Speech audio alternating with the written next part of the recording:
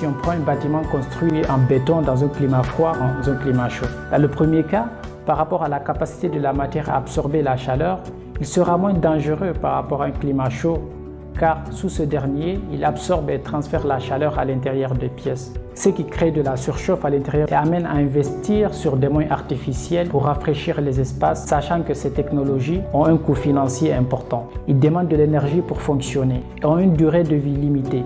Alors qu'on aurait pu éviter ce problème de réchauffement en privilégiant des matériaux adaptés à ce climat chaud.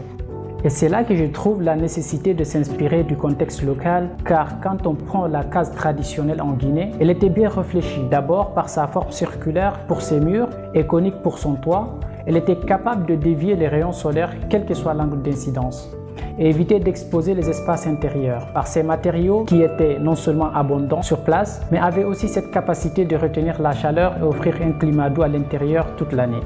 Et autour de cette architecture, c'était aussi des liens familiaux et amicaux qui s'est développés.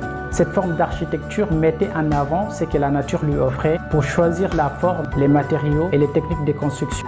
À travers elle, on voit à la fois la prise en compte des dimensions techniques, économiques, climatiques et surtout sociales de l'architecture.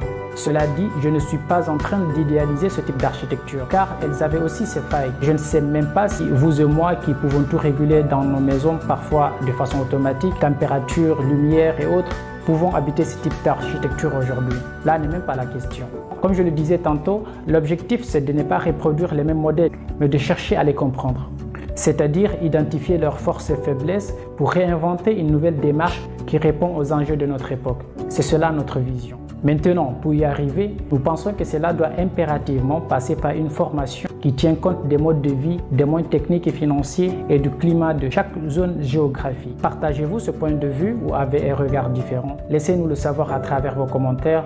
Ensemble, posons-nous les bonnes questions.